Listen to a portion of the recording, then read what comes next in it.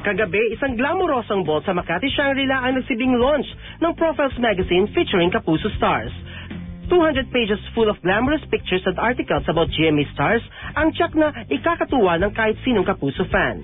Adding to the collection's rare novelty ay ang 9 different covers na nasabing issue, kung saan sari-saring personalities ng GMA ang nakalantad. At kabilang sa kanila ang ating Showbiz Exclusives host na si Isa Calzado. Para sa isa pang cover girl na si Rian Ramos, I think all of us are confident na din sa magiging labas ng magazine kasi nakita din namin yung nagsushoot ng magazine is a top photographer, and then the top stars of GMA also have graced, so many of these people have graced the magazine cover. Ito talaga yung araw para i-celebrate yon na siyempre mahirap gumawa ng isang magazine, mahirap to put it all together, and then ito yung araw na mas-celebrate namin na ayan, sa wakas, tapos na siya at maipapakita na natin sa lahat. And yung first issue is Isa Calzado on the cover.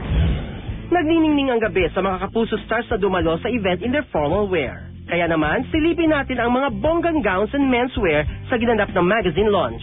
Unang-una na siyempre ang Showbiz Exclusive host at certified fashionista na si Isa Calzado. Ang nag-design ng damit ko for this event is Paul Cabajo, and Kat Cruz helped me. She styled me for this event, and the jewelry is from Naomi. Richie Chan did my makeup and Mancha Tan did my hair. Ang girls naman di rin nagpahuli at nakipagtalbugan sa kanilang mga bonggang evening gowns. Sino naman kaya ang designers ng inirampa nila sa red carpet? My dress is by Francis Libiran. I paired it with Alejandro Engelmo shoes and Erin Watson earrings. Si Ret Yala. Siyempre, nag-consult ako kay Ret. Siya naman kilala na talaga sa industriya na gumagawa talaga ng mga gandang gowns. So, sabi ko lang sa kanya, gusto ko yung mukha ko matangkad. Talagang fit siya sa frame ko. Bilang maliit yung frame ko, kailangan magmukha akong malaking tao at fresh. By Nona Palmos po. Even my shoes, custom made for my feet. And yung preparations, very internal. Nag-diet ako, ganyan, ng 1 week. Tapos nagpa-black ako ng hair.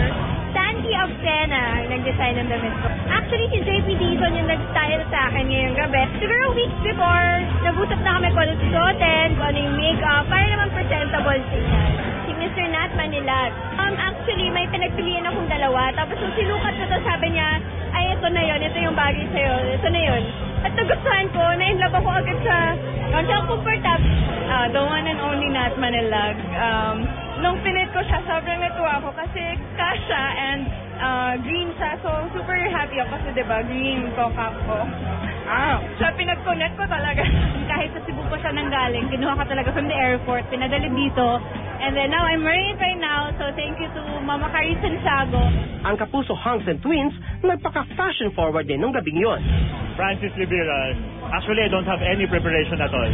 Mr. Francis Libiran po. Same po, Francis Libiran din. Naligo po, tapos nag-toothbrush. Yeah, tapos inayos ko po yung buhok ko ng mga 30 minutes. Yeah, tapos nag-toothbrush po ulit. Nagpagupit po, bumili ng bagong shoes, nag-gym para kumasya yung damit. Basta, nag-toothbrush po ng 5 times. I'm wearing Francis Libiran. No, he picked it out for me. Tapos nung nakita ko, gusto ko yan. Medyo na-pressure kasi tagal na namin pinaghandaan to, the whole GMA team. At ito, siguro ito, nakaganto ako ngayon. I feel pogi pag naka-suit ako.